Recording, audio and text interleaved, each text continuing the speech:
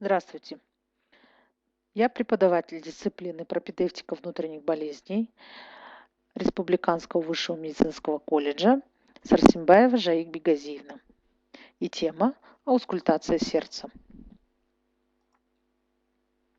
Цель нашего занятия – научиться проводить аускультацию сердца и оценивать характер звуковых явлений, возникающих при деятельности сердца. Наиболее ценной считается аускультация сердца. Оценка ритмичности, силы тонов, наличие патологических шумов. Для усиления звука применяют специальные мембранные инструменты фонендо и стетофонендоскопы. Аускультация сердца является базовым методом объективного обследования пациента, который подразумевает активное выслушивание деятельности сердца.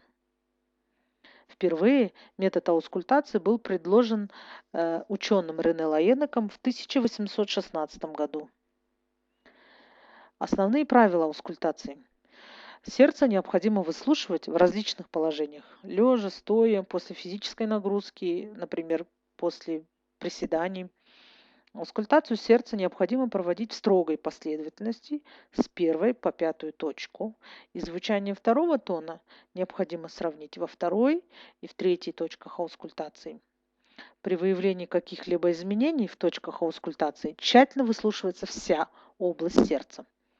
Для улучшения звуковых явлений, связанных с патологией митрального клапана, необходимо придать больному положение на левом боку, когда верхушка сердца ближе подходит к грудной стенке.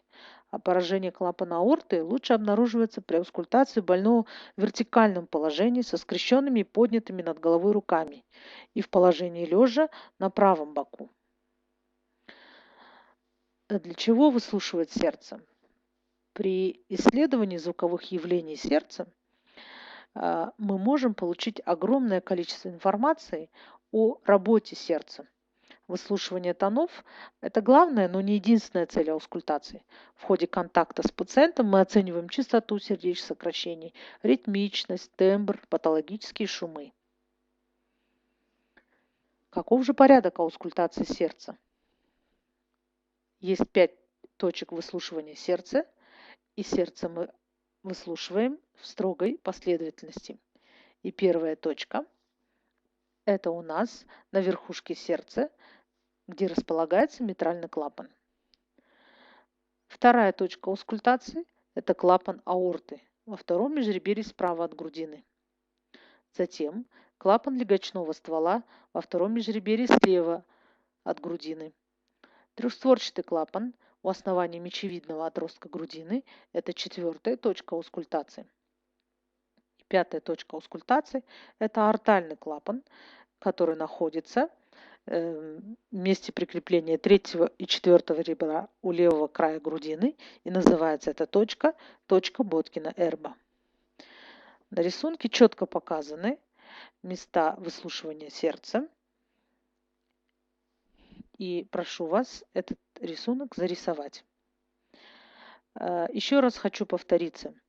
Значит, сначала выслушивается митральный клапан на верхушке сердца, затем клапан аорты, второе межреберье справа от грудины, клапан легочного ствола, второе межреберье слева от грудины. Затем у основания мечевидного отростка выслушивается трехстворчатый клапан. И в точке Боткина-Эрба мы выслушиваем клапан аорты дополнительно. Последовательность аускультации сердца здесь показана. Еще раз повторюсь: митральный клапан, аортальный клапан, клапан легочной артерии, трехстворчатый клапан и точка Боткина-Эрба. И такая последовательность, она обусловлена убывающей частотой поражения клапанов сердца. И предлагаю вам посмотреть видеоролик по технике аускультации сердца.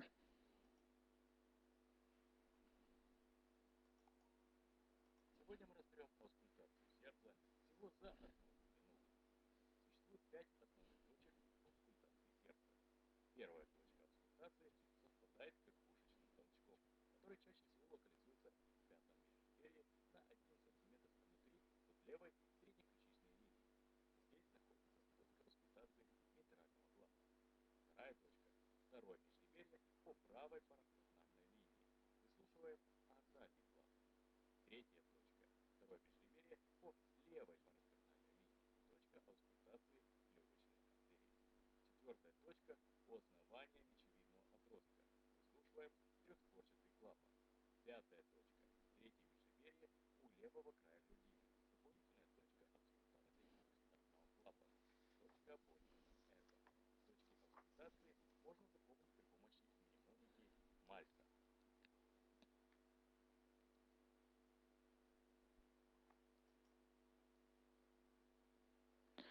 Итак, при аускультации сердца мы выслушиваем тоны сердца.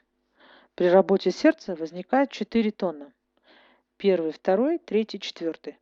Однако при аускультации сердца мы можем услышать только первые и вторые тоны.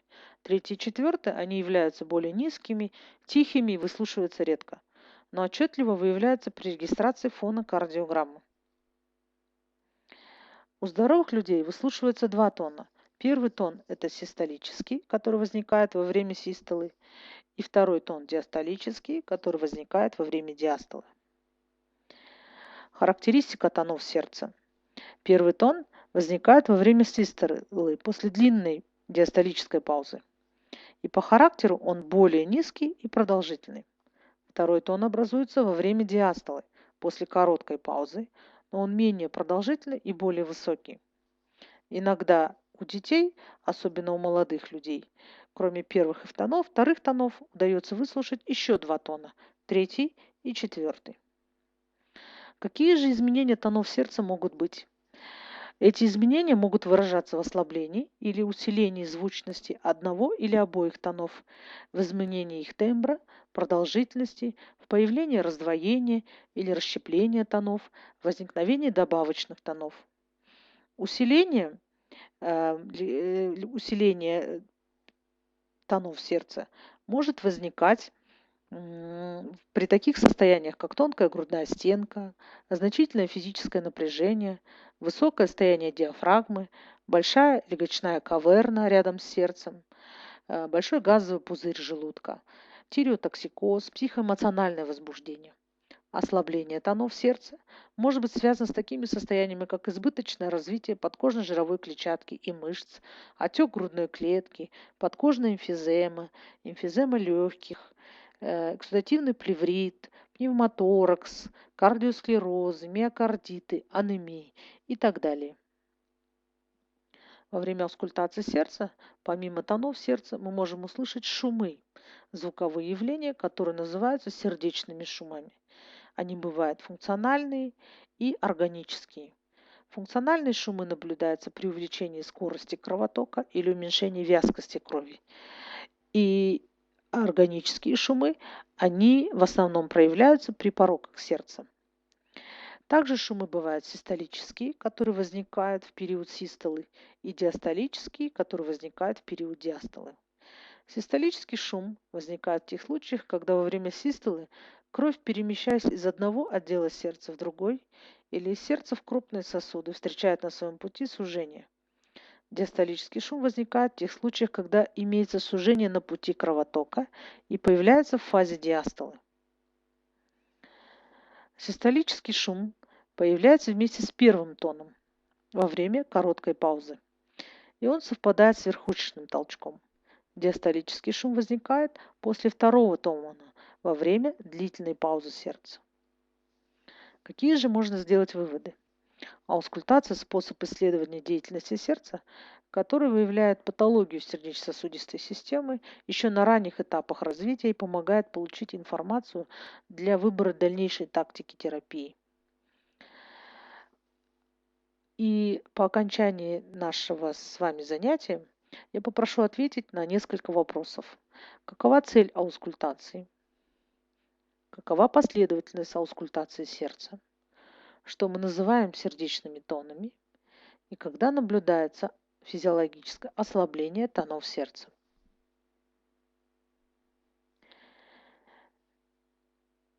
Я бы хотела знать следующую информацию. Поняли вы информацию, которая вам была представлена? Если нет, то напишите причину. Понравилась ли вам лекция? Если нет, то почему? И что бы вам хотелось улучшить, то есть ваши пожелания. Ответы, пожалуйста, пишите в комментариях. Спасибо за внимание. До свидания.